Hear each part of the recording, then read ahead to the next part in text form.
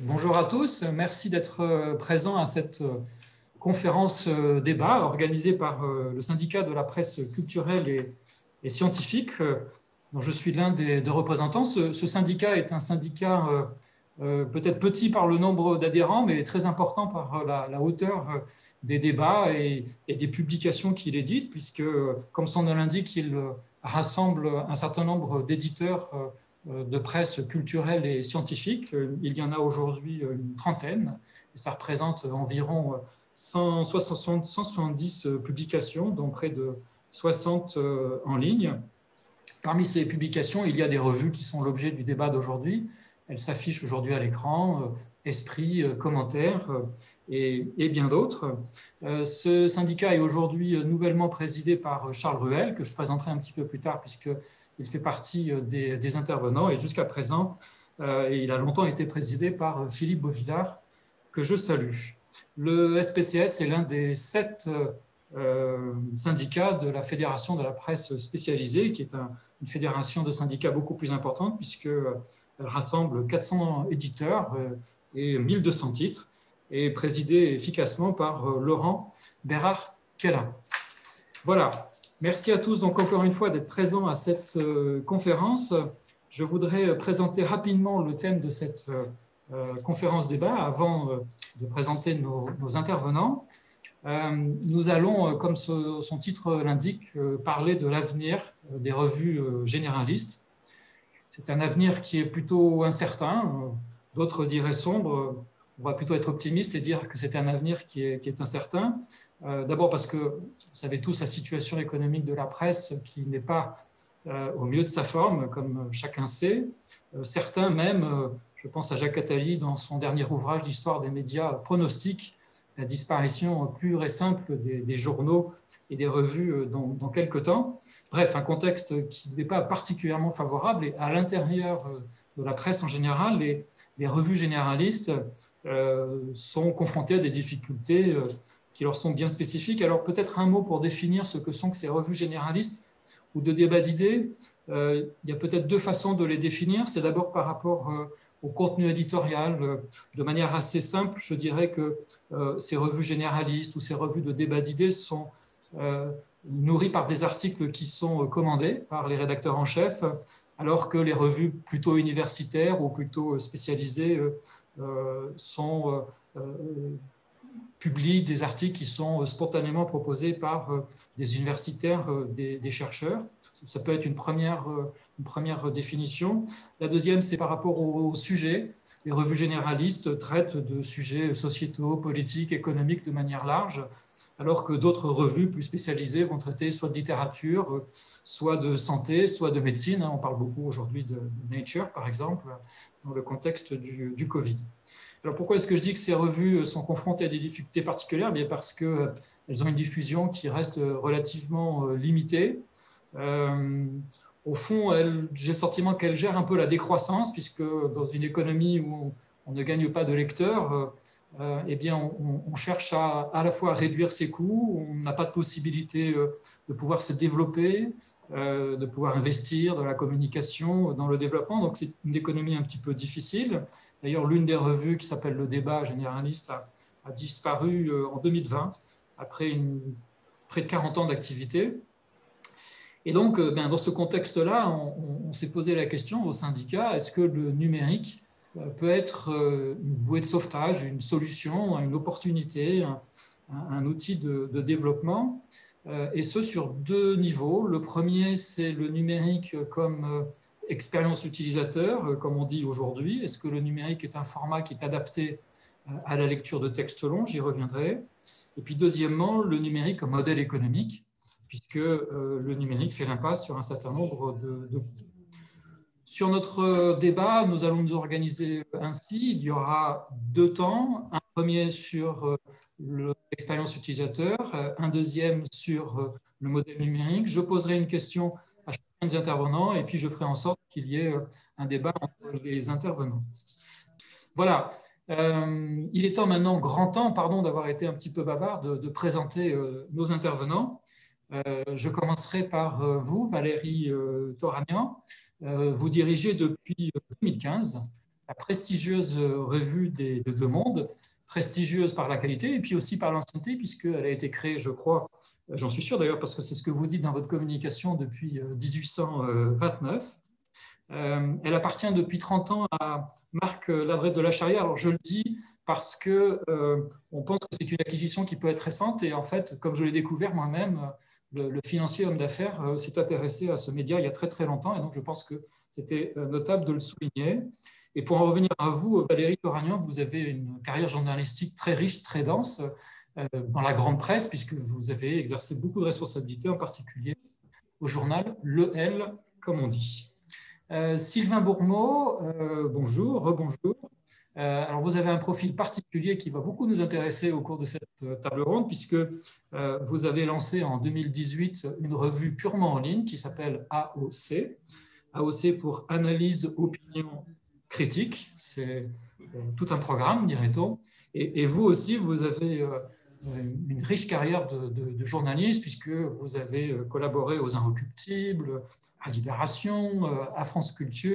Donc vous connaissez à la fois les médias, la presse écrite et de la presse et de la radio. Et je suis persuadé que vous aurez un point de vue très pertinent sur la question. Benoît Tabaka, je ne sais pas comment vous présenter. Vous êtes peut-être le loup dans la bergerie pour certains, ou le Père Noël pour d'autres. Tout ça pour dire que vous êtes le directeur des relations institutionnelles et des politiques publiques, c'est votre titre exact, chez Google, depuis 2012. Et donc, comme on échangeait tout à l'heure, depuis 2012, ça veut dire que ça fait au moins 50 ans que vous êtes chez Google, puisque dans la GAFA, on multiplie par 7 les années de pratique. Je ne vais pas présenter Google, simplement pour dire que vous êtes un spécialiste du numérique et dans une précédente carrière, vous avez été secrétaire général du Conseil national du numérique. Je termine par Charles Ruel, dont je disais tout à l'heure qu'il était notre nouveau président du syndicat, nouvellement élu. Charles Ruel, vous êtes responsable du département des revues au PUF, Presse universitaire de France, qui appartient au groupe Human 6. Vous gérez un portefeuille très important de revues, une grande partie de revues dites universitaires, mais vous avez également dans votre portefeuille de revues plutôt généralistes. Je pense à Cité en particulier, qui a été créée en l'an 2000. Voilà. Et puis moi-même, je me suis présenté, je suis Jean-Christophe Castelin, moi je suis éditeur de 2 revues d'art, alors qui ne sont pas des revues proprement dites au sens du sujet de... L'une s'appelle L'Œil, c'est une vieille revue qui a été créée en 1955, et l'autre est un journal d'information sur l'art qui s'appelle le Journal des Arts. Et puis précédemment, j'ai été directeur marketing de Microsoft France, ce qui me donne un intérêt tout particulier pour ce qui concerne le numérique. Première partie donc de ce débat sur le numérique comme usage. J'ai voulu démarrer par ça parce que ça paraît peut-être un peu contre-intuitif. On dit souvent que le numérique, c'est le lieu de la lecture rapide, de la lecture tronquée. Il faut garder l'attention constamment des lecteurs. Or, c'est peut-être antinomique avec les longs papiers des revues généralistes. Et donc, ça m'intéresse de savoir, vous, Valérie Toragnan, et même vous qui êtes à la fois présent sur le print et puis maintenant sur le web, est-ce que vous avez quelques données sur la lecture sur le web? Est-ce que vous produisez des articles uniquement sur le web? Est-ce que c'est un format un peu particulier, beaucoup plus court? Est-ce que vous avez des lecteurs qui sont uniquement sur le web et pas du tout sur le papier? Est-ce que vous avez gagné des lecteurs grâce au numérique? Première question, donc, ou ensemble des questions plutôt à vous, Valérie Toragnan. Bonjour à tous, merci pour cette invitation et pour cette visioconférence. L'économie de la revue des Deux Mondes est clairement sur le papier, mais elle est aussi clairement orientée sur le numérique depuis que j'en ai pris la direction donc en 2015. Le numérique, il y a plusieurs aspects. Bon, d'abord, c'est le site qu'on a développé, sur lequel d'ailleurs on a travaillé aussi sur la numérisation de nos archives, qui est une richesse. C'est-à-dire que aujourd'hui, le numérique nous permet aussi à ceux qui nous suivent, aux étudiants, à ceux qui font des recherches sur le 19e siècle, etc., d'avoir accès à des documents, des articles, etc., qui font partie de notre patrimoine littéraire. Et donc ça, c'est aussi important, parce que c'est aussi une contribution à un patrimoine culturel. Il y a un site Internet qu'on développe avec des articles qui sont certains exclusivement des articles publiés sur notre site, et d'autres qui sont aussi évidemment une partie des articles qu'il y a dans l'édition papier, avec un accès gratuit, évidemment, si on est abonné. Et puis, comme beaucoup font, c'est-à-dire un démarrage d'articles et ensuite un accès au payant où ça renvoie sur notre boutique, ça renvoie à l'abonnement, etc. Il y a une partie importante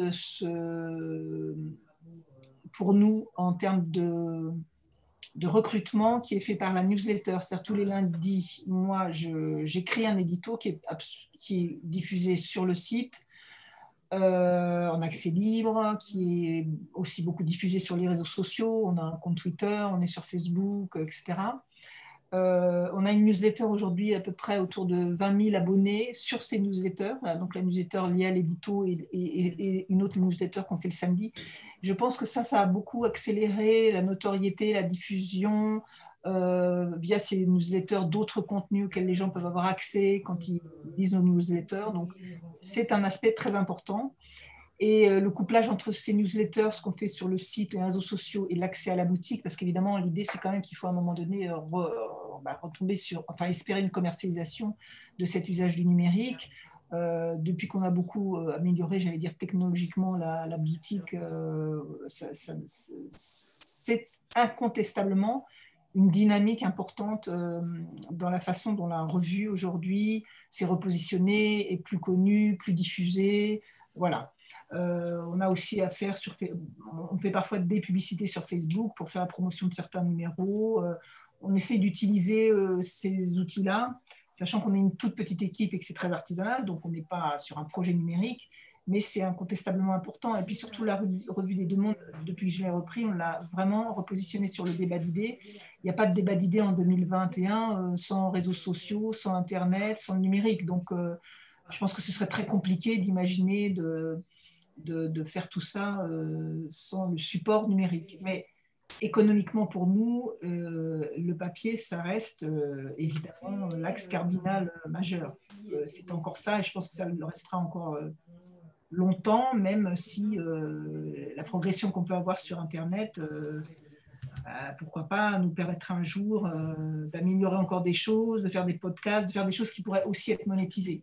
Mais c'est vrai que notre modèle, nos usages sont absolument mixtes, complètement.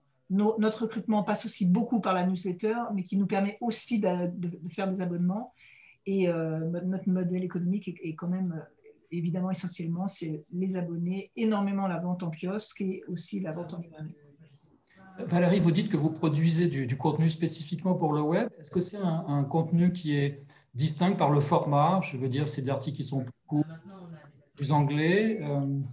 On essaie, alors, bizarrement, oui et non. C'est-à-dire qu'il y en a certains qui sont plus courts. Il y a des contenus qui vont être courts, mais enfin, les contenus courts, pour nous, ça reste des contenus longs pour Internet. Vous voyez ce que je veux dire? C'est-à-dire, c'est quoi un contenu court? Ça peut être on édite parfois sur Internet. Bon, moi, mes éditos, par exemple, ils font entre 5000 et 1000 signes. Donc ça, c'est plutôt c'est une longueur, je dirais, moyenne. Mais on édite tout à fait sur le site des contenus qui peuvent être des fois le double de ça en termes de volume. Donc, moi, je pense que dans les usages, les gens, quand ils cherchent quelque chose, un contenu signé Revue des Deux Mondes, ils s'attendent aussi à ce que ce soit assez long. Alors, évidemment, quand on met en forme sur Internet, on coupe, on fait des relances, on fait des intertitres, etc. Et ça, c'est normal, c'est notre boulot. Mais je trouve que quand on cherche un contenu approfondi, de la richesse, un angle, une opinion, quelque chose qui sort justement de l'autoroute de l'information générale, on est prêt à lire plus longtemps. Et même dans nos usages, je trouve c'est mieux aujourd'hui lire plus longtemps, même sur des téléphones, même sur des supports numériques qui ne sont pas très grands. Donc, je ne suis pas persuadée que le fait d'être numérique ou sur le site nous impose absolument d'avoir des formats courts. En tout cas, évidemment, je parle pour nous en tant que revue. On est sur un type de produit bien spécifique. Dernière question, est-ce que vous avez des lecteurs qui sont purement numériques? Oui, je pense qu'on a des lecteurs, enfin j'en connais, qui lisent, qui sont par exemple des fidèles de la newsletter, des éditos, de nos newsletters aussi du samedi, des gens qui nous suivent sur Twitter et qui peuvent par exemple ponctuellement acheter un numéro ou l'acheter sur la boutique en PDF ou l'acheter dans un kiosque ou dans une librairie. ponctuellement. Je pense qu'on commence aujourd'hui à avoir deux publics distincts. Deux publics distincts. Merci Valérie. Charles, est-ce que vous diriez vous aussi qu'on vient lire Cité et du coup, que ce soit 2 feuillets ou 10 feuillets, au fond, on sait à quoi on s'attend quand on va lire en numérique des articles de Cité? Sur Cité, alors vous l'avez dit, Jean-Christophe, a une position un petit peu particulière parce que c'est effectivement une revue de débat qui se positionne, j'ai envie de dire, exactement sur la même ligne que les quelques revues que vous avez citées qui peuvent être Commentaires, Esprit, le débat il y a quelques temps, peut-être un peu moins sur, la ligne de la revue des Deux Mondes qui est très réactive par rapport à l'actualité, parce qu'en plus c'est un mensuel et donc Cité est un trimestriel, donc on a des contenus un petit peu différents. Et on a des longueurs d'articles au sein de Cité qui sont relativement toujours les mêmes. Donc, on ne joue pas trop finalement sur cette longueur d'article.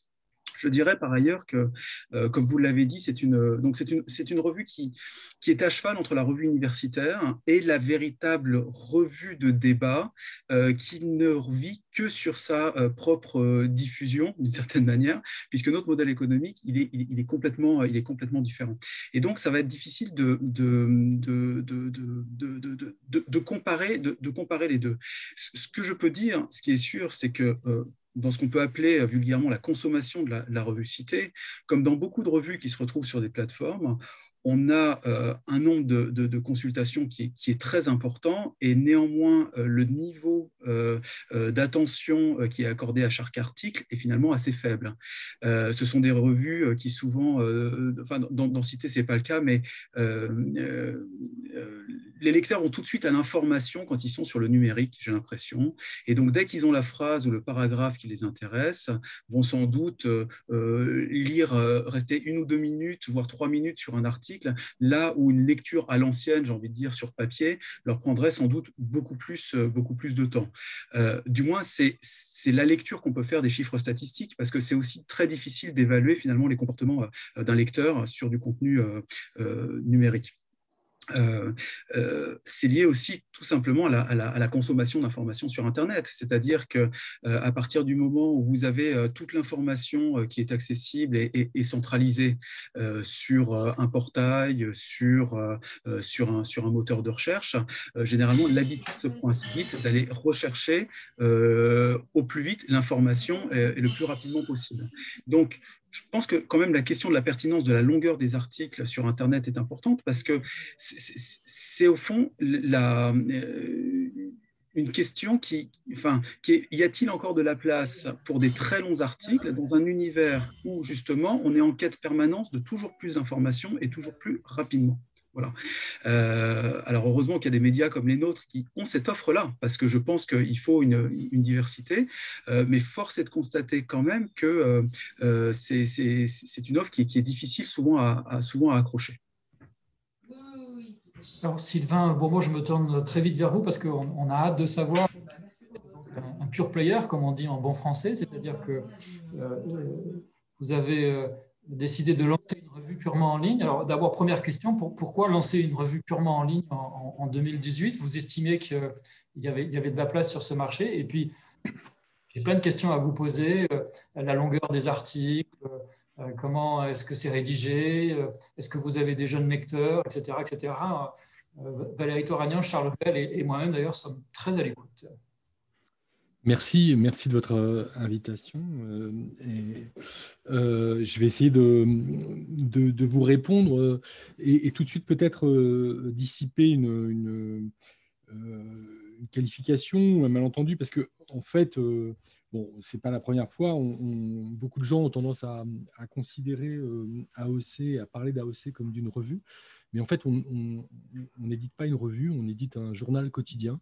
AOC est un service de presse en ligne, un SPEL au sens juridique du terme, qui est considéré comme information politique et générale, hein, donc IPG. Donc de ce point de vue-là, AOC n'est pas différent d'autres SPEL comme Mediapart, comme Les Jours, comme beaucoup d'autres journaux d'information.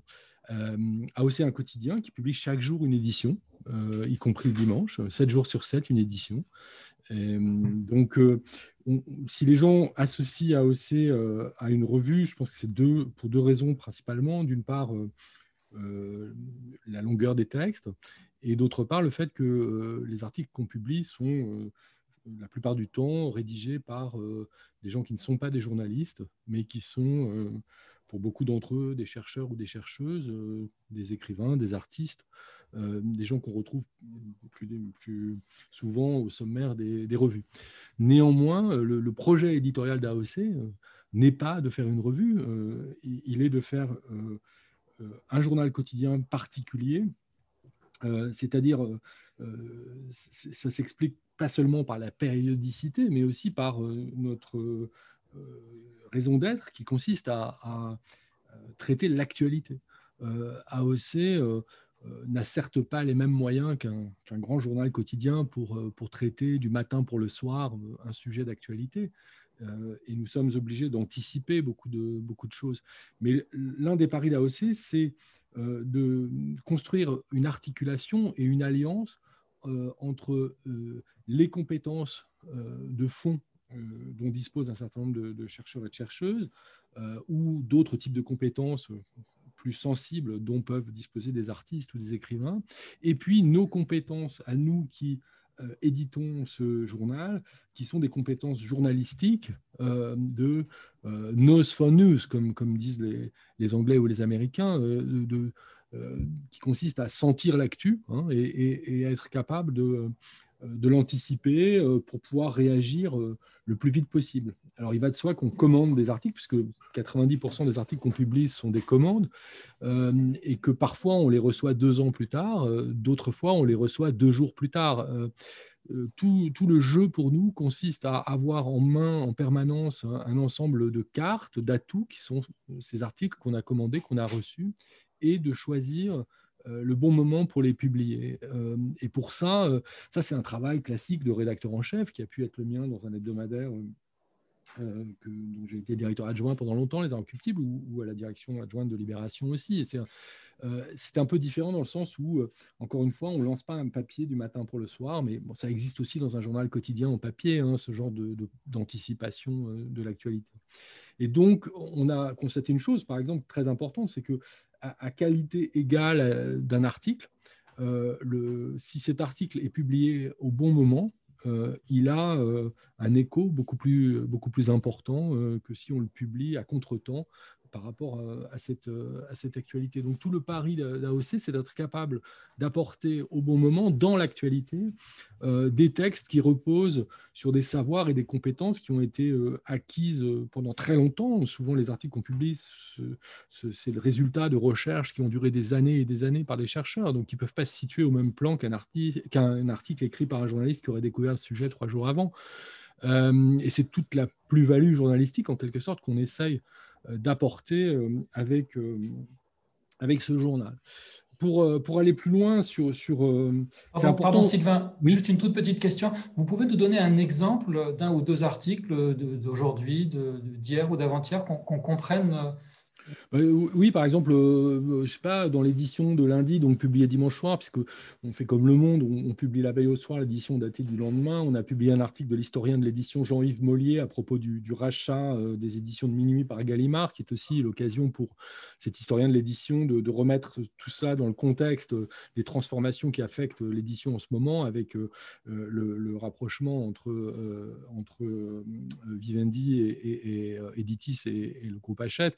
Donc, c'est un article, on a appris de mémoire vendredi soir le rachat, l'annonce de ce rachat. On a publié l'article quand même assez rapidement, sachant que le samedi et le dimanche, on avait le texte en main, mais on n'avait pas les moyens de le publier, puisque nos éditions du week-end sont un peu différentes. C'est un entretien le samedi et un texte de littérature le dimanche. Donc voilà, par exemple, un exemple, mais de façon plus classique, on a publié dans l'édition d'aujourd'hui une analyse des élections régionales qui est signée d'Agathe Cagé, qui est une spécialiste de sciences politiques.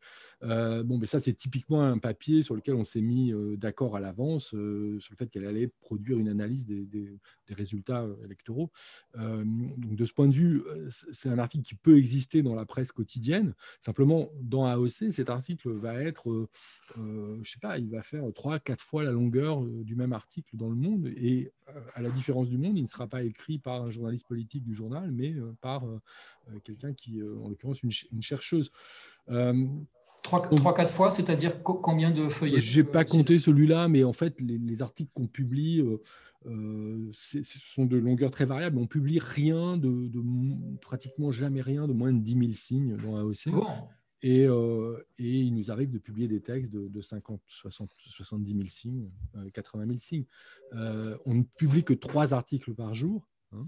Mais voilà, on n'est pas... on fait attention qu'un article fasse la bonne longueur.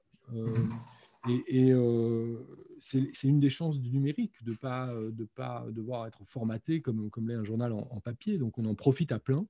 Et surtout, par exemple, on n'a jamais voulu installer sur AOC un indicateur de temps de lecture. Enfin, moi, ça m'a toujours fait partir en courant de voir qu'il me faut tant de minutes pour lire un article. C'est le genre d'information qui me donne vraiment pas envie de lire l'article, au contraire. Et donc, comme il s'agit de restaurer un certain plaisir de lecture, de découverte aussi, ça me semble important. Donc, il y a une barre de défilement qui permet d'avoir un ordre de grandeur de la longueur du texte, mais elle n'est certainement pas quantifiée. Mais je reviendrai sur d'autres aspects s'agissant du modèle économique qui vont dans ce sens-là. Mais sur la longueur des textes, oui, avant la longueur des textes, c'est la question au fond du journal. C'est-à-dire que moi, je pense qu'on est beaucoup trop encore aujourd'hui, alors que ça fait longtemps que cette mutation numérique s'est engagée, on est beaucoup trop encore prisonnier d'une réflexion en termes de support. Moi, le fait qu'un journal soit imprimé avec de l'encre sur du papier ou imprimé avec des pixels, au fond, aujourd'hui, en 2021, c'est quelque chose qui m'importe assez peu. Ça fait belle lurette que j'ai pris l'habitude de lire des journaux sur des écrans, qu'ils soient des écrans de téléphone ou des écrans d'ordinateur. Et en revanche, ce à quoi je suis attentif, ce à quoi je tiens comme lecteur et comme journaliste, c'est à faire en sorte de sanctuariser des objets éditoriaux qui sont pluricentenaires. Un journal, au sens d'un journal quotidien, ou un magazine, au sens d'un magazine mensuel ou d'un hebdomadaire, de la même façon qu'une revue, au sens d'une revue classique, ce sont des objets éditoriaux. Et il n'y a pas de raison de les laisser se trouver menacés par une espèce de dilution numérique dans laquelle on appellerait tout site. Je veux dire, la SNCF a un site, donc les gens qui disent le site AOC, enfin, pour moi, c'est un non-sens. C'est-à-dire qu'un site, ça ne veut rien dire. C'est comme la feuille de papier ceci ou la feuille de papier cela, peu importe. Non, c'est un journal. Donc, de la même façon qu'il y a des revues numériques, qu'il y a des magazines numériques, et je pense que ça passe aussi par une réflexion qui doit être davantage poussée sur ces formes, sur ces objets éditoriaux. Il ne s'agit pas de transposer dans l'univers numérique exactement les mêmes objets, même si c'est tentant.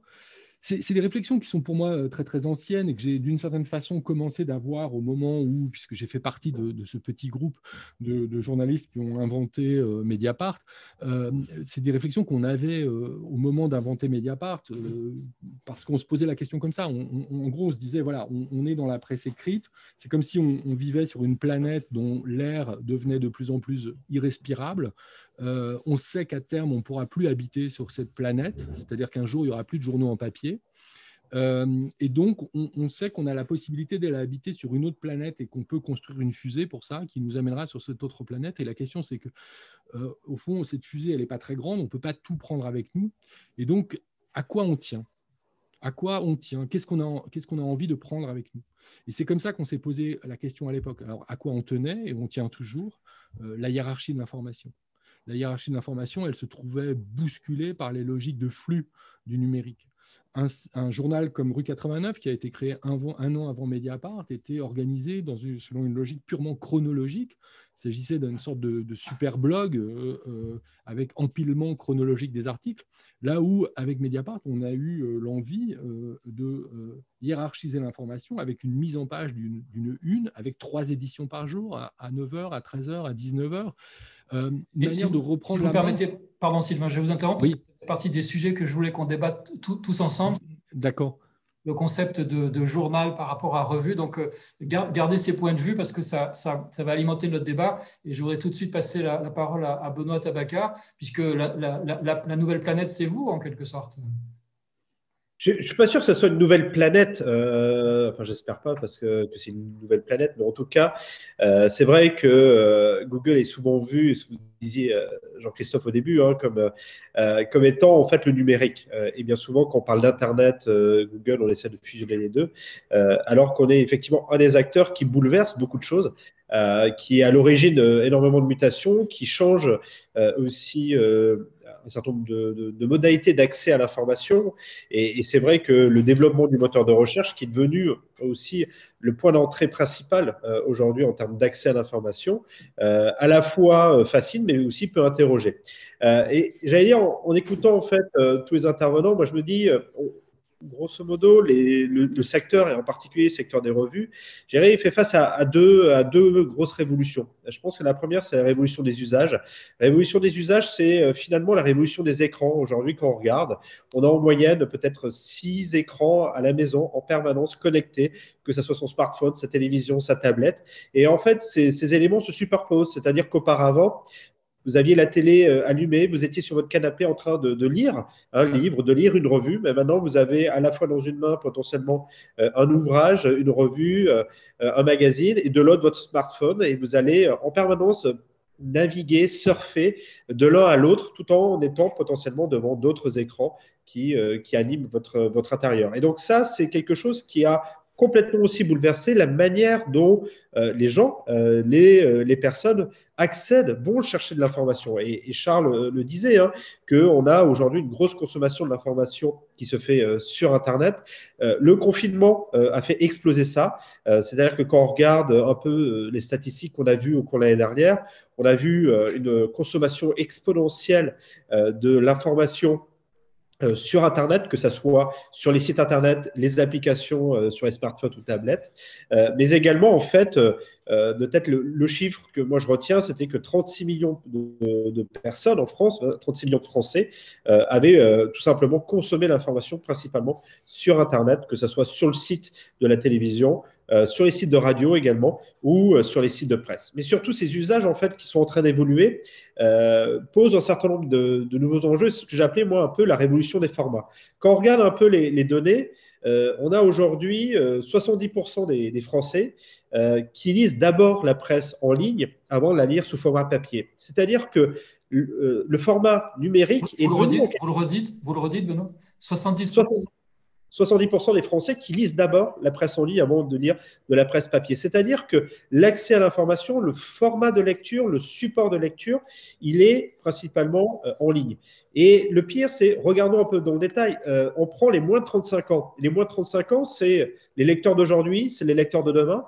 Là, le chiffre, il explose. On est à 91%. 91% sont sur la logique d'un format numérique avant d'être sur un format papier. Donc, à partir de là, ça repose en fait toute la question de se dire, est-ce que les formats sont toujours les bons? Est-ce que le format tel qu'on le connaît, effectivement, d'articles où on comptait, j'entendais Jean-Christophe parler de feuillets, sur Internet, on ne parle plus de feuillets, on parle effectivement de signes, on parle de temps de lecture, mais également, c'est au-delà de ça, c'est quels sont les nouveaux usages auxquels il faut s'atteler. Et c'est un peu aussi, on le voit apparaître notamment dans certaines revues. On en parlait avec Jean-Christophe au moment de la préparation, mais si je prends l'exemple de 21, qui est une revue un peu emblématique, on va dire, de cette nouvelle génération, on voit qu'ils commencent à adapter en fait les codes numériques.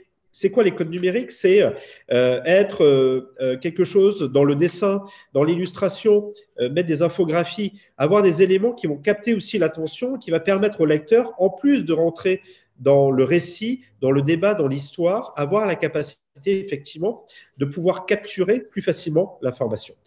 Autre élément aussi à avoir en tête, c'est les formats. On parlait effectivement, vous avez une habitude, il y a une habitude des formats écrits, de passer du temps, de lire.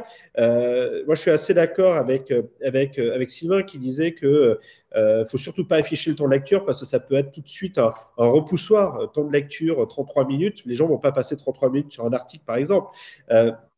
Et donc, c'est vrai qu'on voit de plus en plus un certain nombre de formats qui apparaissent et qui viennent se superposer, être additionnels. Et je crois que c'est Valérie qui en parlait, notamment la question des podcasts. C'est quelque chose, en fait, qui aujourd'hui est en gros une nouvelle manière pour les gens de s'acculturer et d'entrer aussi dans le débat. Si on regarde pareil des stats un peu d'usage, quand on regarde un petit peu les gens qui ont un certain nombre d'outils numériques entre les mains, aujourd'hui 30% des gens vont écouter des livres audio, 40% vont écouter des podcasts. Et c'est ça les nouveaux accès. Un des exemples que j'ai en tête aussi en termes de débat, c'est peut-être un mauvais exemple, j'allais dire, vis-à-vis des experts de ce secteur-là, mais c'est par exemple l'interview qu'a donné le président Macron au Grand Continent. C'était assez intéressant parce que finalement, on rentrait dans un débat un peu de discussion de géopolitique, mais au-delà du grand papier qui a été publié sur le site Internet, on a vu en fait différents formats se superposer, c'est-à-dire un format effectivement de lecture longue, de la vidéo, du son, des tweets, une utilisation des différents réseaux sociaux qui fait qu'on n'était plus sur un article, on était véritablement sur, pour prendre le concept de Sylvain, l'objet éditorial. C'est-à-dire que le contenu, tel qu'il était diffusé, il ne s'appuyait pas uniquement sur un contenu écrit, c'était un mélange d'éléments. Il y avait un contenu écrit pour ceux qui adorent lire.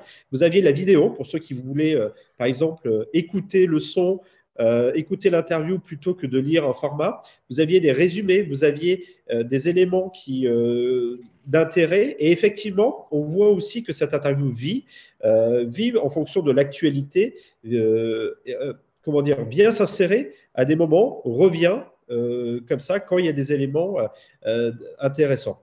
Et effectivement, par rapport à ce que disait Charles aussi sur la place des articles longs, en disant est-ce qu'on a encore cette place pour les articles longs, je pense qu'il y a de la place encore. Il y a les gens qui sont demandeurs tout simplement d'avoir accès à des débats, à des discussions, à de la profondeur. On voit bien évidemment que la montée de ces médias qui font le contenu froid versus le chaud qu'on connaît aujourd'hui, qui baigne j'allais dire l'actualité quotidienne, c'est une des explications qui montre que oui, les gens sont demandeurs de ces analyses, de ces éléments. Mais il faut imaginer que cette analyse, cet élément, c'est pas je la publie à un instant T et elle cesse de vivre.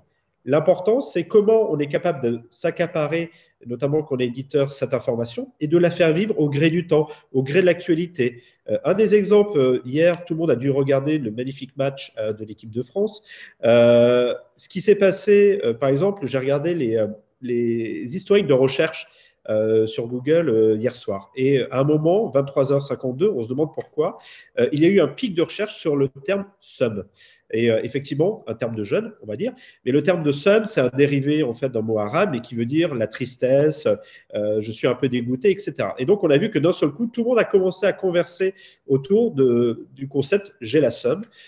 Et voilà. Mais ce qui est intéressant là-dessus, donc je me suis amusé à faire un petit tweet là-dessus, c'est juste le côté anecdotique. Mais qu'est-ce qu'on a vu derrière? Moi, j'ai vu derrière, par exemple, France Culture, qui s'est accaparé cet élément d'information pour rebalancer en fait toute une émission qu'ils avaient fait sur la présence des mots dérivés de l'arabe dans la culture française.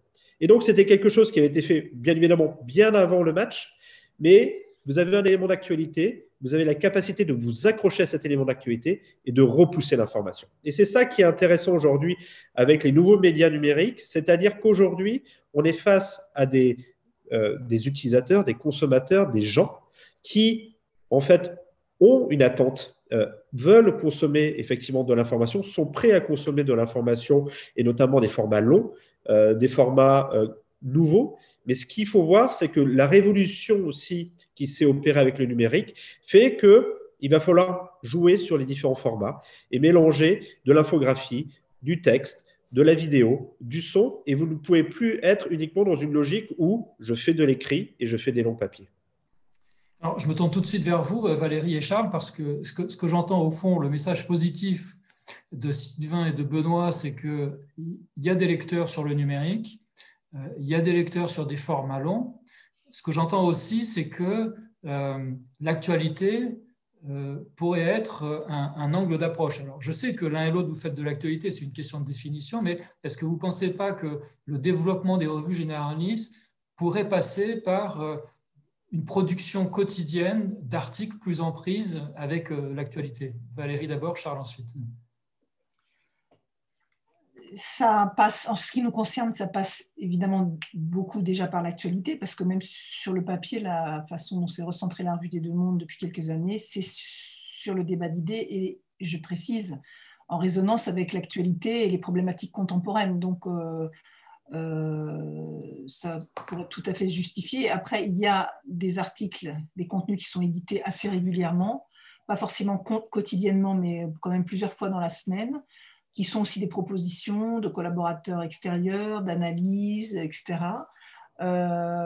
Produire du contenu pour du contenu quotidien, ça veut dire qu'il nous faut, c'est juste une question de ressources et de modèle économique, hein, pardon d'être trivial, mais à un moment donné, c'est ça qui devient important, c'est-à-dire on est une petite équipe, ça veut dire mettre de l'argent et des ressources pour produire du contenu en ligne quotidien, ce qui serait formidable.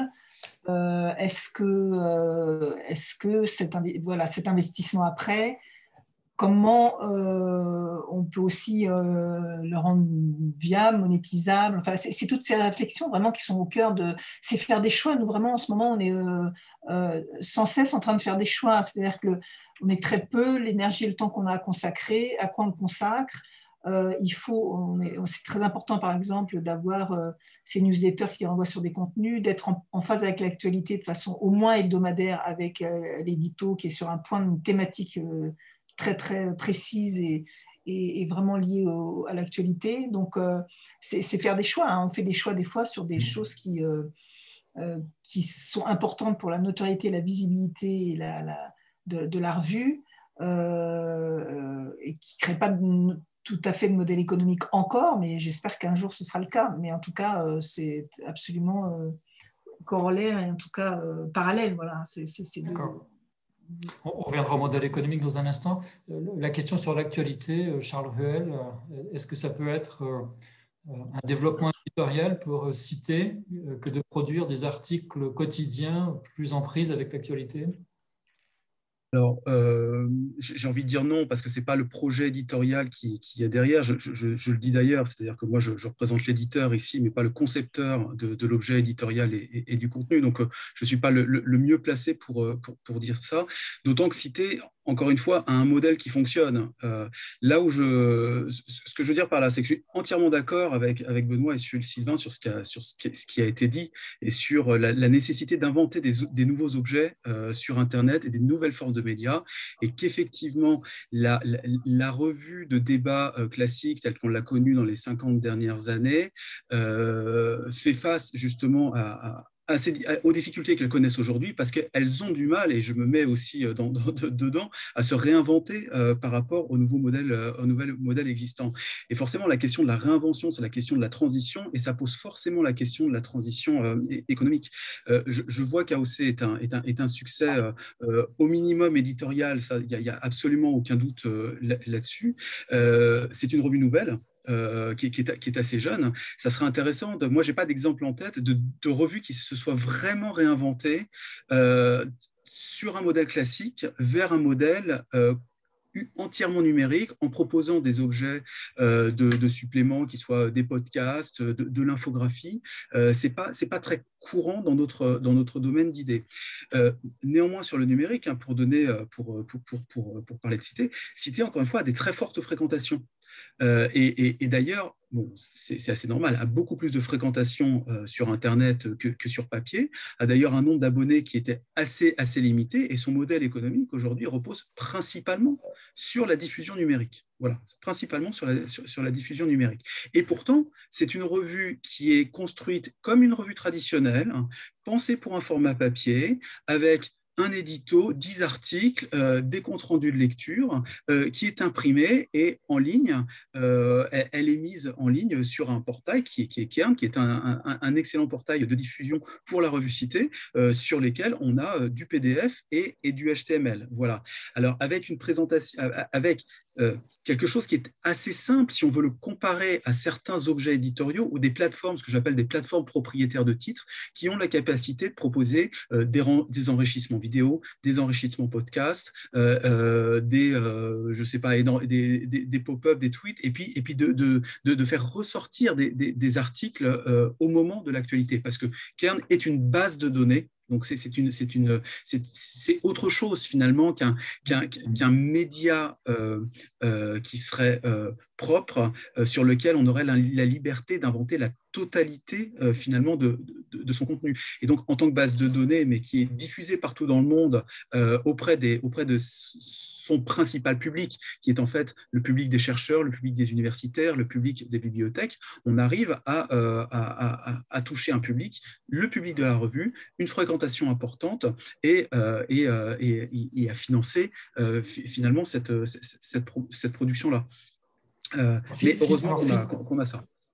Alors, financement, Sylvain, on attend avec impatience que vous disiez si vous avez trouvé l'équilibre économique, puisque vous faites l'économie du papier, de la maquette, donc ce sont des économies qui sont appréciables. Est-ce que ça vous donne des moyens supplémentaires d'abord pour rémunérer vos auteurs? Est-ce que vous rémunérez vos auteurs? Est-ce que vous avez aujourd'hui atteint l'équilibre économique? Et donc, si j'ai bien compris, vous êtes beaucoup plus proche, ceci dit, de Mediapart que de la Revue des Deux Mondes en ligne. Oui, il y aurait eu beaucoup de choses sur lesquelles je voulais répondre sur les articles aussi et sur ces objets éditoriaux sur le modèle, importants, mais sur le modèle économique, s'il vous plaît. Je vais vous dire deux, trois mots.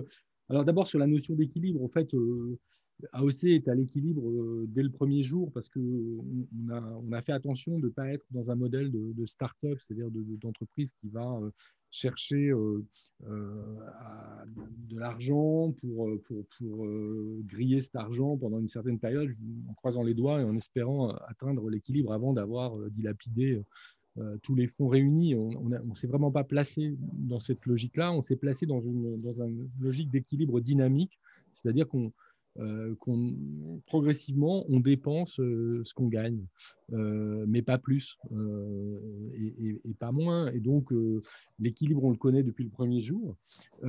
Aujourd'hui, cet équilibre dynamique, il nous permet effectivement de rémunérer.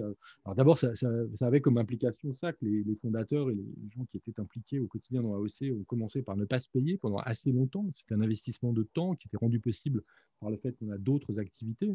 Peu à peu, on a commencé, parce que ce n'est pas vocation à durer comme ça, à se rémunérer un petit peu, puis à rémunérer de plus en plus d'auteurs. Dès le départ, on a rémunéré un certain type d'auteurs en donnant la priorité à ceux d'entre eux qui vivent de leur plume, ceux d'entre eux qui sont précaires, en demandant aux universitaires titulaires de poste d'être un peu plus patients, et progressivement on ouvre ces dépenses à mesure que croît notre lectorat. Aujourd'hui, AOC, 3 ans, un peu moins de 3 ans et demi après son lancement, compte 8000 abonnés. 8000 abonnés. Et nous envoyons le sommaire de notre journal quotidiennement à 110 000 personnes qui sont des gens qui nous ont laissé leur email pour lire gratuitement 3 articles par jour, puisque c'est ce modèle d'un purposefully porous paywall, comme l'a inventé le New York Times, qui est pour moi c'est les gens qui ont trouvé la solution. Je veux dire, il n'y a qu'en France qu'on n'a pas pris la mesure de cette révolution qui a été ce paywall poreux mis en place par le New York Times, suivi par toute la presse américaine et mondiale, en fait, à l'exception notable du Guardian, pour des raisons qui seraient compliquées ici à expliquer. Mais en France, bizarrement, il a fallu longtemps pour que les journaux, et je suis bien placé pour le savoir parce que j'étais à Libération quand cette révolution a eu lieu et on n'a pas réussi en fait, à convaincre les actionnaires à l'époque d'aller dans cette direction, malheureusement. Mais en tous les cas, c'est à mon sens le bon chemin, parce que c'est un chemin qui nous permet de ne pas trier à l'intérieur des articles qu'on publie entre ceux qui seraient gratuits et ceux qui sont payants. C'est-à-dire qu'on fait porter le choix sur l'usager et sur le lecteur, pas sur le statut de l'article. Et ça, c'est absolument déterminant. Aujourd'hui, je connais plein de gens qui râlent contre le monde des universitaires parce qu'ils n'ont accès qu'au contenu gratuit du monde et qui trouvent que c'est pas bon, donc ils ne s'abonnent pas. Et donc, ils ont en fait une vue complètement faussée, c'est-à-dire que les meilleurs articles du monde, ils ne les lisent pas parce qu'ils ne sont pas abonnés. Enfin, c'est absurde. C'est un modèle que je ne comprends pas personnellement. Et donc, bref, aujourd'hui, beaucoup de journaux sont passés à ce modèle de paywall poreux. Donc nous, en fait, les abonnés, on les recrute en 2 temps, en quelque sorte. C'est-à-dire que, enfin, plus exactement, on se sert des réseaux sociaux comme de distributeurs, comme de diffuseurs. Aujourd'hui, on essaye d'expliquer à nos lecteurs que leur présence sur Twitter ou sur Facebook fait d'eux des kiosquiers. On est tous devenus des kiosquiers. En fait, ce sont les endroits de la diffusion et de la distribution. C'est là qu'on va chercher des gens qui peuvent nous laisser leur mail. Mais moi, j'ai hâté, je dirais, le lancement d'AOC parce que j'avais l'intuition il y a 3 ans et demi que le Facebook était en train progressivement de fermer la porte et on en a eu la confirmation depuis, c'est-à-dire que Facebook, non content d'avoir, avec Google, siphonné l'essentiel du marché publicitaire, était désormais en train, de fait, de devenir le distributeur et de faire payer en obligeant les éditeurs à prendre de la publicité sur son réseau, de faire payer une commission, en fait, exactement comme Prestalis a pu le faire. C'est exactement l'équivalent. Et donc, comme j'avais le sentiment qu'il allait falloir dépenser de plus en plus d'argent pour construire cette audience, ce lectorat, en fait, grâce aux réseaux sociaux, on a hâté les choses en inventant un système qui pourrait à terme nous permettre de ne pas dépendre de ces réseaux sociaux. C'est-à-dire qu'il ne s'agissait pas pour nous de mettre le petit doigt dans l'engrenage qui ferait qu'à terme, on deviendrait dépendant de Facebook pour notre modèle économique. Et c'est le fait de pouvoir aujourd'hui écrire directement par mail à 110 000 personnes est extraordinairement précieux. Là aussi, il faut expliquer aux gens que le mail, l'Internet, ce n'est pas le web. Bon, le mail, c'est autre chose, ce n'est pas le web. On peut avoir une communication one-to-one ou one-to-many via le mail.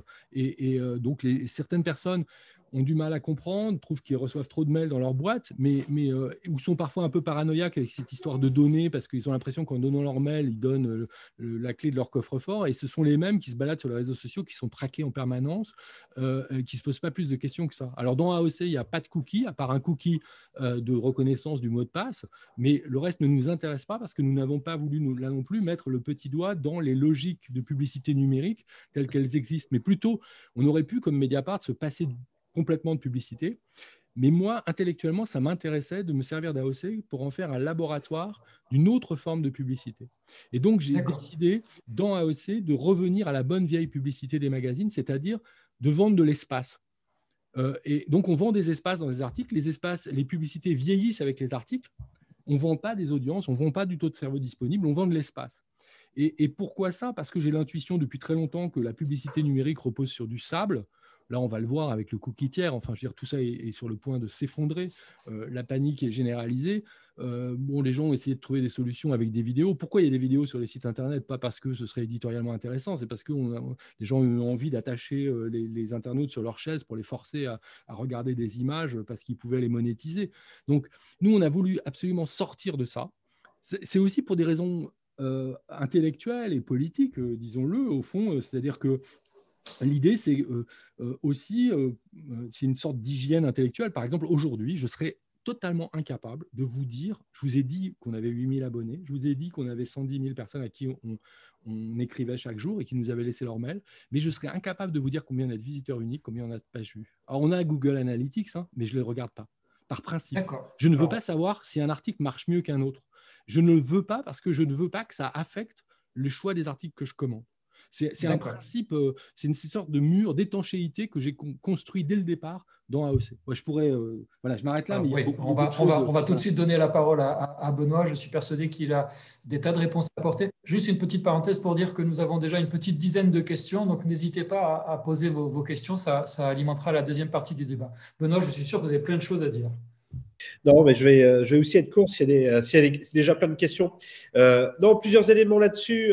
Je pense que en termes, lorsqu'on vient sur les questions des modèles économiques, et c'est vrai qu'il y a un modèle économique classique qui est issu de la publicité, Sylvain l'a rappelé. Ce qu'on a vu, nous, surtout, avec le développement du numérique, c'est qu'il y a eu un bouleversement de plein de choses au niveau de la publicité. Le premier élément, par exemple, c'est pour la presse, notamment quotidienne, le déplacement des petites annonces vers des sites type Le Bon Coin, etc. Donc, cette source de revenus est partie ailleurs. Sur la partie notamment numérique, c'est que le prix de la publicité tel qu'on le vend aujourd'hui sur un support numérique n'est pas du tout la même que le prix de la publicité qu'on vendait dans un support papier. Et donc, effectivement, même on va dire par nature, le modèle économique a forcé et a poussé aussi les annonceurs à revoir complètement en fait les sommes qu'ils investissaient média par média, et notamment au regard par exemple du retour sur investissement qui peut être fait entre une publicité, j'allais dire, dans une revue ou dans un magazine ou dans la presse quotidienne, versus une publicité sur laquelle ils sont capables de quantifier et de calculer un retour sur investissement, par exemple sur Internet, que ce soit même sur Google, sur Facebook ou sur un site Internet. Ce qu'on voit surtout, j'allais dire, quand il s'agit des modèles et des modèles d'affaires, il y a plusieurs choses. Le premier élément, c'est que on voit quand même que les utilisateurs commencent à être prêts à payer. Il y a eu pendant très longtemps cette idée que les gens ne voulaient pas payer le contenu sur Internet, que tout devait être gratuit et disponible gratuitement. On se rend compte que ça commence à évoluer. Ça commence à évoluer. Alors, les modèles aujourd'hui ne sont pas stabilisés, donc ça reste encore à se stabiliser, mais on voit déjà et ça a été fait notamment avec la question du streaming, d'avoir des gens qui étaient prêts à payer de l'abonnement. Et de l'abonnement pour des films, pour de la musique, etc. Et ça avait été un des éléments plutôt positifs pour lutter contre le piratage. Mais ce n'était pas celui qui réglait le problème, mais c'était un premier élément. Deuxième élément, il y a eu le développement du paiement à l'acte, la capacité de pouvoir acheter article par article, contenu par contenu, des éléments. Puis après, on a vu se développer effectivement des choses avec cette logique de freemium où on avait un peu la capacité de tester, de goûter en fait au contenu avant de finalement, au bout de X vues ou de X articles consommés gratuitement, la capacité de pouvoir s'abonner, quelquefois avec des abonnements, on va dire, réduits, et après du full abonnement. Nous, ce qu'on voit, c'est qu'aujourd'hui, il y a une sorte d'appétit pour passer à l'abonnement. On a, côté Google, même des solutions qui permettent justement de transformer plus facilement des abonnés. Il y a des choses qui sont en test en France, notamment avec Le Monde, par exemple. Aujourd'hui, 40% des abonnés numériques, des nouveaux abonnés numériques du monde ont été générés par l'intermédiaire de solutions qu'on a pu mettre en place.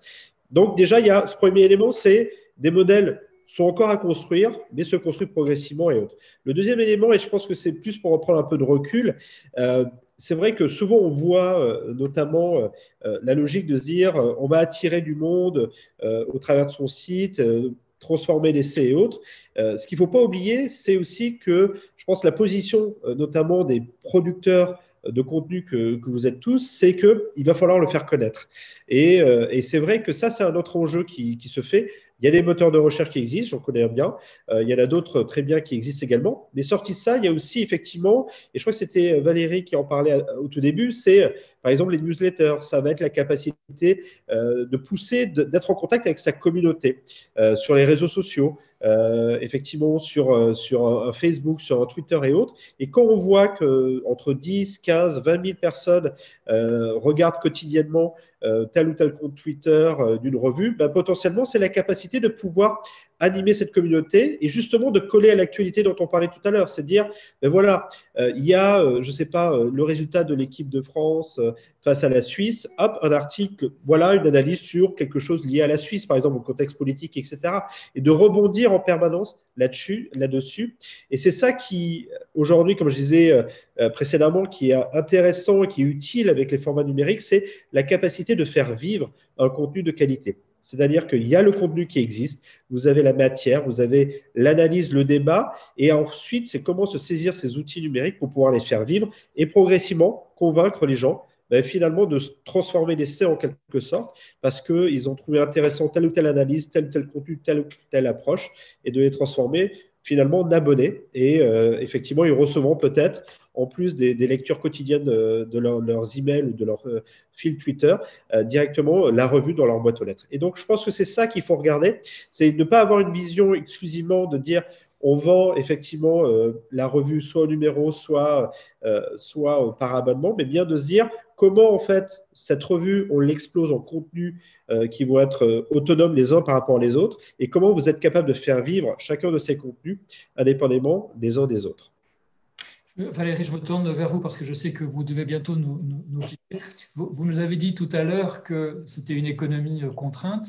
On entend à travers Benoît et Sylvain que le numérique peut être une opportunité pour gagner de nouveaux lecteurs et que vous arrivez à fidéliser et à monétiser. Donc, ça suppose un investissement. Je vais vous poser la question un petit peu cash. Votre patron aurait les moyens finalement d'investir dans le numérique et d'assurer un développement numérique à la Revue des Deux Mondes. Mais il investit déjà, et si la revue existe, c'est parce que si elle a continué d'exister, si elle s'est pérennisée, c'est parce que, j'allais dire, il investit annuellement dedans. Hein, ça, c'est une réalité. Après, moi, je suis aussi comptable par rapport à lui et par rapport à un projet et par rapport à une dynamique qu'on veut et un modèle économique qu'on a intérêt à rendre de plus en plus vertueux, sachant que les actionnaires ne sont pas éternels, que l'idée que la revue puisse continuer, qu'elle donc soit dans une économie saine, c'est important aussi. Donc moi j'ai tout ça en tête, c'est un souci que j'ai, voilà, et qui je pense est tout à fait normal et logique. Je voulais dire juste une chose par rapport à ce qui a beaucoup été dit autour de la disparition du débat et le fait que bon, ce modèle de revue généraliste était déclinant et que de toute façon il fallait évidemment penser au modèle numérique pour la suite, ce qui est évidemment juste. On a multiplié par 4 la diffusion de la Revue des Deux Mondes depuis que j'ai changé la formule. Et sur un modèle papier tout à fait traditionnel, ce qui veut dire qu'il y a quand même de la vitalité de la ressource et de l'élasticité en ce qui concerne ce qu'est une revue et comment elle peut aussi rebondir et comment elle peut se repositionner. Et qu'il ne faut pas oublier que des lecteurs, c'est d'abord des gens qu'on va... on a tous plus ou moins un passé de journaliste, hein, un lecteur, il faut aussi comprendre ce qui l'intéresse, quelle est la façon de poser les problèmes, qu'est-ce que c'est que faire une couverture, qu'est-ce que c'est que rédiger une accroche, etc. Et trouver des thématiques qui répondent à ces attentes. Donc, je pense que sur des domaines de niche comme les nôtres, finalement, le numérique est important et il nous accompagne, il est complètement au cœur de nos préoccupations. Mais la dynamique qui vient du papier, il ne faut pas la sous-estimer et l'enterrer définitivement. Hein. Je pense qu'il faut être très pessimiste sur ce qui concerne, par exemple, les quotidiens, les généralistes qui, eux, ont vraiment du souci à se faire, mais sur des produits de niche, que ce soit culturels, littéraires, scientifiques, le fait que nous, on ait quadruplé nos ventes et qu'on soit très dynamique sur les kiosques et les abonnements et qu'on paye nos auteurs et qu'on essaye de faire ça de manière... bien décente, ça prouve qu'il n'y a pas un processus inéluctable de la fin des revues sur le modèle généraliste papier et un avenir qui serait numérique. Quoi. Il n'y a que des cas particuliers et sur ces journaux, ces revues qui sont des niches, il faut se servir de tous les outils, mais en tout cas, celui du développement du papier n'est pas mort, n'est pas enterré du tout, c'est ce que je voulais dire. D'accord. Alors, j'ai une question, là nous rentrons dans la deuxième partie des débats, j'ai une question de M. Philippe B. Qui dit, est-ce qu'au fond, avec la multiplicité des tribunes, des articles d'analyse qu'on peut trouver dans la presse quotidienne, je pense au Monde, assez développé malgré tout d'opinion ou d'analyse, je pense à certains news hebdomadaires. Est-ce que les revues que vous représentez, qu'elles soient en print ou en web, ne souffrent pas d'un problème d'identité et qu'au fond, en phase de choix, le lecteur pourrait peut-être plus facilement aller soit au Monde, soit dans les revues que citait tout à l'heure Benoît. Donc c'est la question de l'identité et du positionnement clair et bien affirmé. Une question que je pose à tout le monde et je donne la parole au premier qui veut la prendre, s'en saisir. Moi, je crois que l'identité sur une revue, c'est fondamental. Hein. Si vous n'êtes pas, si vous n'affichez pas clairement vos couleurs, mais ce n'est pas des couleurs politiques, c'est-à-dire de quoi on parle, y compris prendre des risques, ne pas être sur des sujets mainstream, etc., c'est extrêmement important. Sinon, la parole, elle se réduit à une dizaine d'intervenants qui sont un peu tous les mêmes, qu'on peut entendre partout, c'est vrai. Mais si on a des contenus à nous et qu'on a une vraie identité, alors là, au contraire, je pense que l'époque a affiché une identité. Il y a de plus en plus aussi de publics qui se créent comme des communautés qui se fédèrent parce qu'il y a un ton, il y a une approche qui plaît et qu'il faut absolument, je pense, afficher ça, clairement. Oui, si je peux ajouter une chose, je trouve pas que les pages idées, débats de la presse quotidienne nationale soit extraordinairement développé. D'abord, ce sont beaucoup des pages qui marchent comme une boîte aux lettres, qui publient beaucoup de textes qui leur sont soumis. Les gens qui s'occupent de ces pages ont pris l'habitude au fil du temps de passer un temps fou à lire des textes dont beaucoup sont mauvais pour n'en retenir que quelques-uns. Ils ne sont pas dans une logique de commande. De ce point de vue-là, elles fonctionnent très différemment des pages op-ed de la presse américaine ou britannique que je connais le mieux, mais aussi d'autres pages de journaux européens. Par ailleurs, les formats, enfin, il suffit d'ouvrir la Frankfurter Allgemeine Zeitung pour regarder la longueur des articles de la presse de qualité. Ils sont quand même beaucoup plus longs dans tous les autres pays qu'en France. On a un problème par rapport à ça d'infantilisation quand même des lecteurs dans ce pays depuis fort longtemps. Et puis, chose très bizarre pour la France qui se targue d'être un pays intellectuel, ça fait aussi très longtemps que l'on n'a plus vraiment de presse intellectuelle. C'est-à-dire qu'on a des revues, effectivement, des revues qui sont au mieux en termes de périodicité mensuelle, comme Esprit ou la Revue des Deux Mondes maintenant, mais souvent trimestrielle. Mais on n'a pas la presse intellectuelle telle qu'elle existe en Grande-Bretagne, aux États-Unis, en Allemagne, partout, telle qu'elle a existé en France jusqu'à l'apparition des news magazines, en fait. C'est-à-dire qu'on n'a pas ce qu'a été l'Express dans les années 50, ce qu'a été l'Obs dans les années 60, des journaux intellectuels, parce qu'ils ont été remplacés par les news magazines. Donc, là où aux États-Unis, il y a The Nation ou The New Republic ou Prospect ou Atlantic ou Harper's, etc., là où, par ailleurs, il y a des revues littéraires intellectuelles comme la New York Review of Books ou en Angleterre, la London Review of Books ou le TLS. En fait, moi, c'est personnellement mon vieux rêve de journaliste, et c'est pour ça que j'ai créé AOC, c'était pour me positionner comme ça, c'est-à-dire faire un journal généraliste, intellectuel, un journal écrit par des intellectuels pour des intellectuels. Donc, ce n'est pas un journal, ce n'est pas un mass média, mais c'est un journal dont je pense qu'un pays comme la France devrait pouvoir disposer de plusieurs titres de ce type-là. Et étonnamment, il n'y en avait plus depuis très longtemps. Et même dans la presse quotidienne nationale, encore une fois, les sections d'intervention extérieure par des intellectuels sont relativement faibles par leur pagination, par la longueur des articles, pas forcément par la qualité des articles. Je ne sais pas ce que je suis en train de dire. Si je peux juste ajouter un truc très rapidement. Non, mais moi, je ne comparais pas effectivement les tribunes qu'on peut lire dans les journaux et notamment la presse quotidienne et effectivement les articles et les débats qui peuvent exister en fait dans des revues. Pour moi, ce sont deux choses différentes et ce sont deux outils différents. Et en gros, essayer de résumer un débat complexe en 700 mots, grosso modo, puisque c'est à peu près la taille habituelle d'une tribune dans les Échos ou dans Le Monde, c'est impossible. C'est impossible. Donc, ce qu'on lit dans les journaux, c'est pas un débat, c'est pas une analyse, c'est un point de vue. Et c'est là où c'est une tribune en fait. C'est une personne qui veut juste faire passer un message et l'objectif, c'est de faire passer un message. Et clairement, quand on lit la tribune dans le JDD le dimanche, c'est faire passer un message. Quand les pages, je ne sais plus comment ça s'appelle, sont ouvertes dans le Parisien dimanche, c'était juste pour faire passer du message. Passer un message n'est pas créer un débat, passer de l'analyse et discuter d'un sujet. Et je pense que c'est là où il y a véritablement un intérêt, c'est-à-dire que oui, une tribune peut faire naître un débat, et c'est là où les revues apportent le contenu au débat. Et c'est là ce qui manque aujourd'hui, c'est, comme je disais, les relais. C'est-à-dire qu'il y a un sujet qui peut être porté même par une tribune, qui peut être créé par une tribune, et c'est arrivé plein de fois, mais derrière, il manque le fond. Il manque l'analyse, il manque le débat. Et c'est là où il y a la capacité de coller des wagons supplémentaires à ce train qui peut partir avec une tribune ou une prise de position dans un média un peu plus généraliste.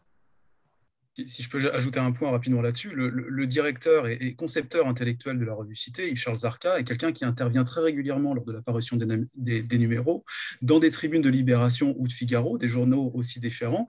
Et finalement, ces textes sont quasiment des textes miroirs, des éditoriaux qui sont publiés dans la revue. Mais ce ne sont effectivement que des éditoriaux, des points de vue. Après, le numéro de la revue Cité propose, lui, une dizaine d'articles qui abordent sous des angles beaucoup plus variés que ce qu'on va retrouver dans dans le magazine. Donc, il n'y a pas de concurrence, je pense, à imaginer entre ces deux types de médias.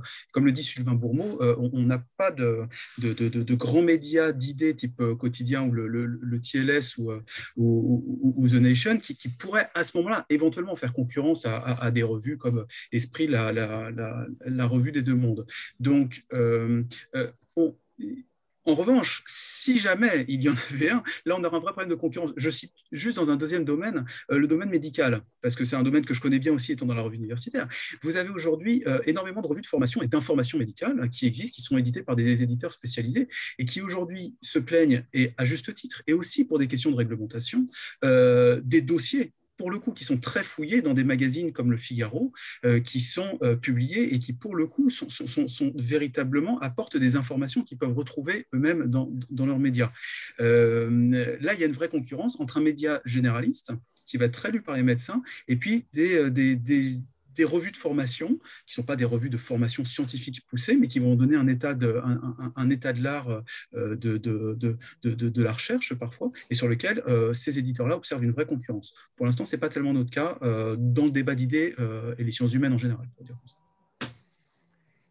Sylvain, j'ai une question, on parlait d'Esprit, j'ai une question de son directeur qui revient sur un sujet important, qui est un peu au cœur finalement de cette conférence, et vous pouvez peut-être nous apporter une réponse. Jean-Maxence Granier nous dit en fait que la revue, en particulier Esprit, procède du livre et nous demande est-ce que dans l'univers du numérique, on peut joindre à la fois ces deux approches, c'est-à-dire une approche synthétique et une approche analytique, celle qui procède de ces revues qui tirent du livre. Est-ce que sur AOC, vous pouvez avoir les deux, du synthétique et de l'analytique? Oui, je ne suis pas sûr de bien saisir enfin, oui, il y a des articles d'un type ou d'un autre. Enfin, je dirais, certains articles relèvent de la synthèse, vont citer beaucoup de choses, vont faire une littérature review, comme on dit. D'autres, au contraire, vont analyser de façon plus fine une situation, un terrain. Tout est possible de ce point de vue-là. Dans le rapport au livre, en revanche, c'est absolument central. C'est-à-dire que je citais, c'est pas un hasard tout à l'heure, le TLS, la New York Review of Books ou la London Review of Books, c'est des journaux extrêmement importants que je lis moi depuis très longtemps. Et il y a quelque chose comme ça dans AOC, même au-delà des papiers. Bon, c'est pour ça qu'on a une case critique chaque jour, mais au-delà des cases critiques, c'est-à-dire que en fait, on a un lien très fort avec les livres qui sont publiés, les livres de sciences humaines et sociales en particulier, mais en ayant choisi dès le départ de ne pas rendre compte de livres de SHS, parce que sinon on n'arrêterait pas. Enfin, je veux dire, c'est beaucoup plus d'articles par jour qu'il faudrait publier. Puis on se dit que la vie des idées fait très bien ce travail par ailleurs. Et donc, c'était plus intéressant, par exemple, quand un sociologue ou un économiste publie un livre, de le solliciter pour lui demander d'écrire un article qui justement va plutôt réagir à une actualité qui, par définition, ne pouvait pas avoir eu lieu au moment où il a mis le point final à son livre, et qui va lui donner l'occasion d'actualiser en fait sa réflexion ou de l'appliquer à une situation nouvelle en fait. Façon d'écrire des post-faces d'une certaine façon. Donc ça, c'est un genre aussi qu'on utilise, de la même façon que vous parliez tout à l'heure des éditos miroirs dans les pages débat du directeur de la revue citée. Donc voilà, on entretient un lien très étroit en tous les cas avec les publications de livres. C'est absolument essentiel. C'est ce qui nous a conduit aussi d'ailleurs depuis décembre à éditer certains des articles d'AOC sous forme de brochures. Ce n'est pas vraiment des livres, mais enfin, c'est mis en vente en librairie, ça c'est très important, parce que, bon, exactement comme 21 avait compris qu'on ne pouvait plus vraiment diffuser de la presse dans les kiosques, enfin, c'était devenu très coûteux quand on n'a pas une périodicité très fréquente. Du coup, il s'était tourné vers cet autre circuit que sont les librairies.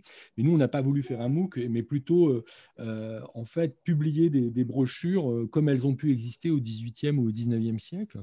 Je pense que ce sont des outils intéressants. Bon, on a vu Gallimard aussi s'y mettre avec Tract. C'est des outils intéressants à une condition, c'est-à-dire que nous, on le fait parcimonieusement, parce que ça, c'est un autre sujet qu'on n'a pas abordé, mais qui est au cœur de la question du généralisme. C'est comment, au fond, les logiques numériques sont des logiques de spécialisation à outrance, des logiques de désossage, On l'a vu avec la musique, hein, et pourtant, le concept d'album a résisté. Mais la question, c'est en fait, c'est comme pour les albums. Comment on fait quand on a une revue ou un journal pour résister comme généraliste? Ce qu'expliquait Pierre Nora à propos du débat en disant on peut plus parce que quand on met une revue sur un portail comme Cairn, en fait, eh bien, nos articles vont être lus par des gens qui sont spécialistes d'un domaine, qui vont aller chercher tous les articles qui les intéressent. Mais ce ne sont plus au fond des lecteurs du débat. Ce sont des lecteurs qui sont autant des lecteurs du débat que de telle autre revue, qui vont simplement avoir un rapport utilitaire à leur lecture. Et là, il y a un vrai enjeu démocratique et de qualité de l'espace public. On a pensé aussi à AOC par rapport à une utopie qui est encore celle des Lumières, au fond, d'un encyclopédisme. C'est-à-dire comment on fait pour que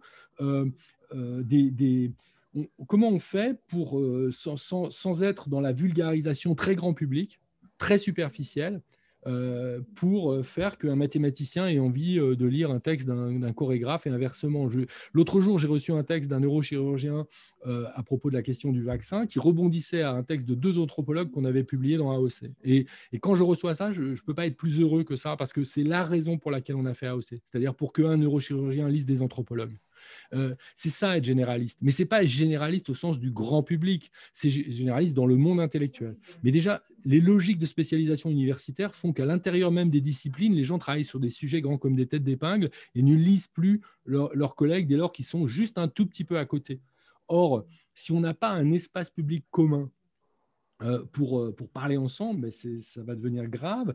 Et l'espace public commun, moi je fais le principe qu'autant je ne crois pas à la théorie du ruissellement en économie, autant je crois au ruissellement des idées, c'est-à-dire que je pense qu'on peut qu'on peut commencer par le haut, quoi. Qu'on peut essayer de commencer par à un très haut niveau de vulgarisation, c'est-à-dire des articles qui sont aussi intéressants à lire pour des spécialistes du sujet. C'est un peu ça le critère, et qui sont lisibles par des gens qui n'y connaissent rien en fait, mais qui sont curieux. Voilà. Essayez de tenir ces 2 bouts-là en même temps. J'ai une question de Catherine pour vous, Sylvain, mais je voudrais poser une question à Benoît parce que hier, en préparant cette réunion, vous évoquiez un point important qui touche au cœur, au réacteur nucléaire de Google, qui est le référencement naturel. Et vous disiez un secret, mais je crois que c'est un secret qui est connu de tout le monde, que mieux référencé par Google, quand on est un journal d'information, il était nécessaire de produire régulièrement de l'information et plusieurs fois par jour. Est-ce que vous pouvez développer ce point? Non, en fait, ce qui se passe, c'est que quand le principe d'un moteur de recherche, effectivement, c'est d'organiser l'accès à l'information. Et en particulier, quand on est sur des sujets d'actualité, le principe, c'est de pouvoir donner accès aux utilisateurs à une information, de qualité, donc des médias, des revues, potentiellement les plus fraîches possibles. Et on le voit, par exemple, en matière de Covid, où je ne sais pas si demain un attentat se produit ou un sujet de société se produit, les utilisateurs, les internautes cherchent en fait l'information qui est, on va dire, assez récente et assez fréquente. Et donc, c'est vrai qu'un des aspects qu'on regarde régulièrement le moteur de recherche, et notamment qui permet d'ordonnancer finalement les résultats à la fin, c'est de se dire, ben voilà, est-ce que le site en question qui est indexé produit du contenu, produit non pas seulement du contenu de qualité, mais surtout, en fait, derrière, produit régulièrement, ce qui permet tout de suite de pouvoir l'identifier comme un contenu dit d'actualité. C'est pour ça que, quand je parlais tout à l'heure, vous allez croire que je boucle en permanence, mais quand je disais qu'il fallait aussi se rattacher, être capable de pouvoir relayer des choses qui sont en fait la matière, vous l'avez, mais pouvoir la relayer régulièrement, de pouvoir la faire remonter, de pouvoir écrire même de courts articles faisant référence à telle ou telle contribution longue, détaillée, etc. Ça permet de faire vivre un contenu éditorial sur votre site Internet, de pouvoir, pour le moteur de recherche, comprendre qu'en face, vous produisez du contenu, vous produisez régulièrement du contenu et autres, et à partir de là, de pouvoir se retrouver intercalé lorsqu'on va faire une recherche sur un sujet d'actualité parmi les premiers résultats dans les résultats de recherche. Et c'est ça qui est intéressant, c'est que la logique finalement d'un moteur, c'est ce qui importe pour nous, et c'est un peu là-dessus aussi que travaillent les ingénieurs, c'est s'assurer que l'accès à l'information se fait de la manière la plus, on va dire, parfaite possible pour l'utilisateur, c'est-à-dire vers un contenu de qualité et un contenu, si possible, qui soit régulièrement mis à jour. Et donc, c'est ça qui sont un peu les 2 éléments qui importent, et notamment pour des revues dont le timing, par nature, peut être trimestriel, mensuel, voire hebdomadaire. Donc, passer dans un mode de production de contenu, pas forcément, comme je disais, de produire des articles complets, mais de produire du contenu régulièrement, au moins quotidiennement, voire si possible plusieurs fois par jour en termes disons de reprendre des contenus existants et de pouvoir les remettre en valeur, les redonner du contexte par rapport à un contexte qui existe, ça importe et ça peut être utile. Et je croyais que Google favorisait malgré tout les sites qui ont des bases d'informations larges, une profondeur d'articles et d'archives qui donnaient en quelque sorte du poids au contenu éditorial. Est-ce que c'est faux? Non, en fait, c'est un ensemble de critères, c'est-à-dire que l'indexation et le ranking en fait, des sites Internet reposent sur une multiplicité de critères. La question en fait, de la profondeur, du champ de profondeur d'un site Internet, c'est ce qui va permettre notamment de pouvoir identifier ces aspects que j'aurais dit de qualité, en fait, de ce qu'on appelle des sources faisant autorité. Pourquoi? Parce que, bien évidemment, plus vous avez un champ de profondeur qui est présent, plus potentiellement vous avez de liens, de personnes qui vont aller consulter les pages à partir du moteur de recherche, etc. Donc, il y a un effet d'entraînement automatique pour pouvoir l'identifier comme étant un site qui, comme je disais, fait autorité. Et à partir de là, peut gagner des places en fait, dans le ranking, notamment sur des sujets de société où l'importance pour nous, c'est de s'assurer que les informations qui sont mises à disposition des utilisateurs sont bien des informations pertinentes et qui font référence. Charles, je reviens d'un mot sur le modèle économique des revues. Je sais que vous êtes très présent sur Cairn, hein, vous en avez parlé tout à l'heure. Est-ce que vous pensez que ça pourrait être un modèle majoritaire de revenus pour les revues à diffusion limitée, d'être présent uniquement en numérique via Cairn?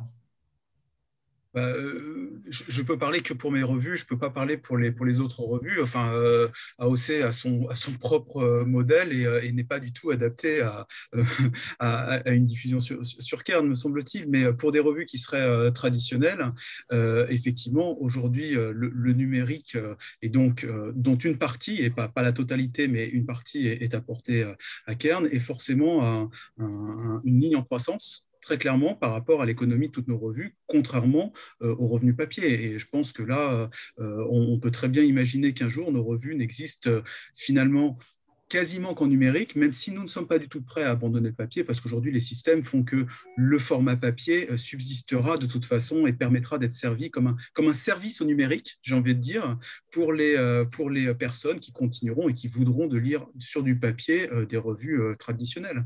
Voilà. Dans notre modèle économique, ça fonctionne. Voilà. Après, je n'ai pas adapté à tout le monde, c'est sûr. Mais on bénéficie, en fait, on bénéficie, nous sur Cairn, de l'effet de masse. Je crois que c'est quand même assez important, mais Benoît Tabaka pourra sans doute dire le mieux. J'ai quand même l'intuition que l'économie de l'Internet est une économie de masse. Et que plus vous avez du contenu, forcément, plus vous avez de la possibilité d'avoir du revenu. Alors effectivement, quand vous êtes dans une niche, vous pouvez publier pour une niche et avoir un effet de masse. Parce que ça, il y a plein de revues scientifiques qui publient des dizaines d'articles par jour et pourtant qui ne s'adressent qu'à une dizaine de milliers de chercheurs, mais qui lisent 5 articles chacun par jour.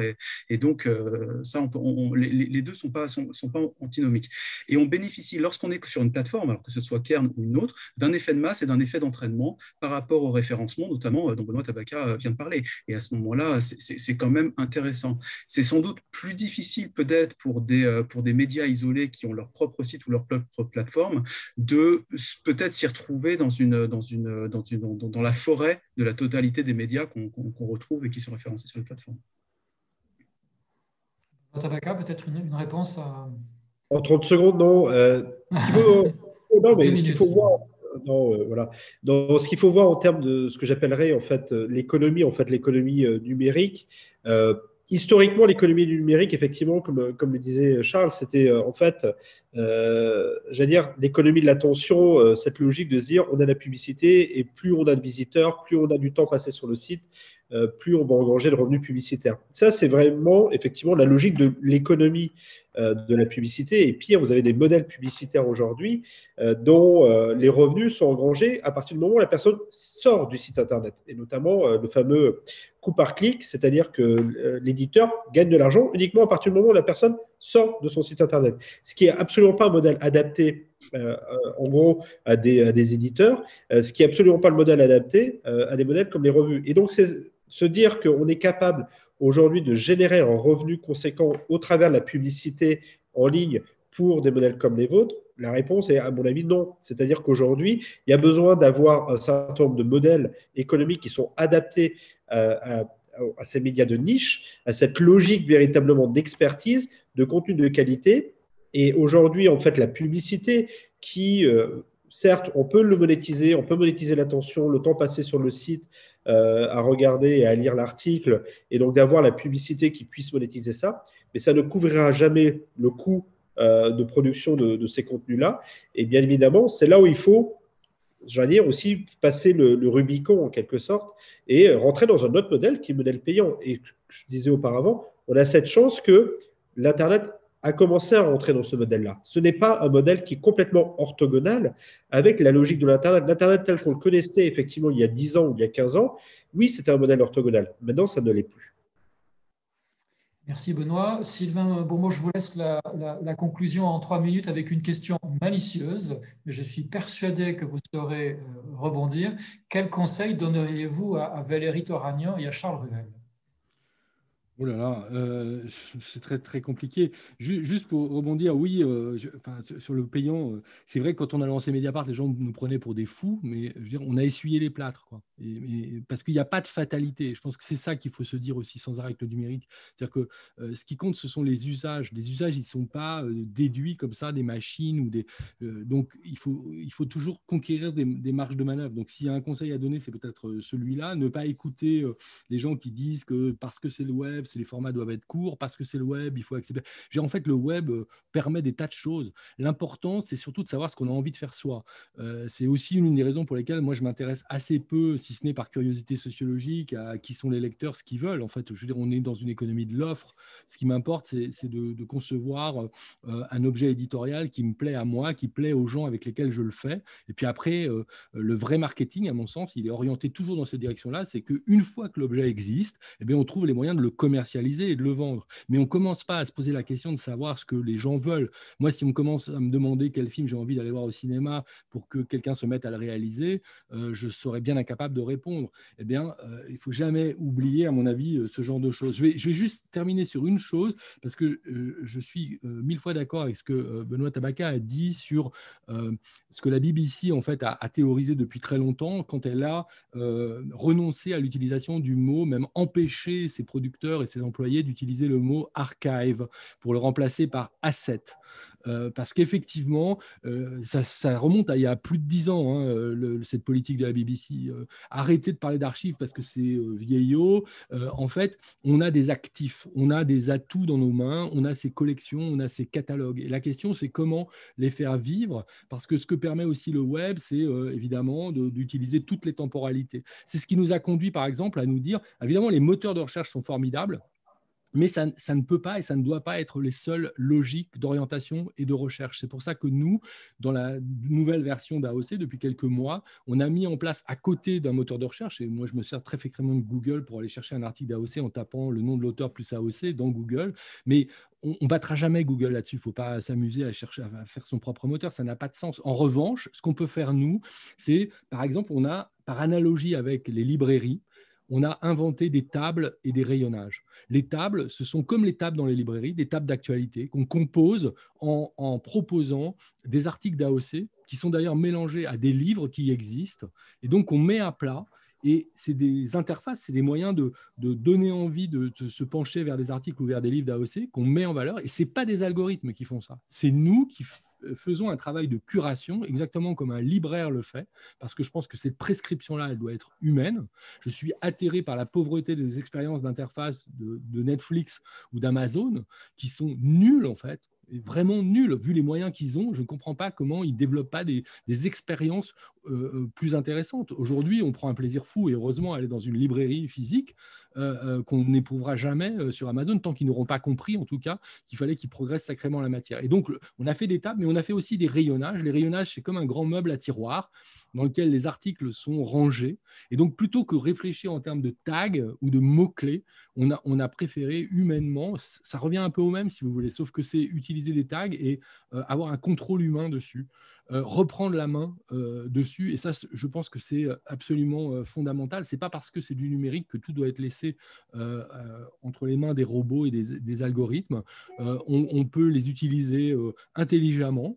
Ils sont extraordinairement puissants, mais quand les algorithmes continuent à vous proposer un réfrigérateur alors que vous venez d'en acheter un et que pendant 3 semaines, vous avez encore des pubs pour les réfrigérateurs partout, enfin voilà, je pense qu'on a quelques longueurs d'avance sur les algorithmes. Donc, quand on fait des journaux, mieux vaut… Moi, je suis frappé par tous les investissements en ce moment dans tous les journaux pour essayer de se servir des algorithmes pour faire tout et n'importe quoi, sous couvert d'innovation, qui est le mot-clé de tout. À un moment… On ne réinvente pas le fil à couper le beurre. On a besoin de journaux pour structurer un espace public, pour qu'il existe. Il n'y a rien d'innovant là-dedans, si ce n'est des concepts éditoriaux ou éventuellement des interfaces.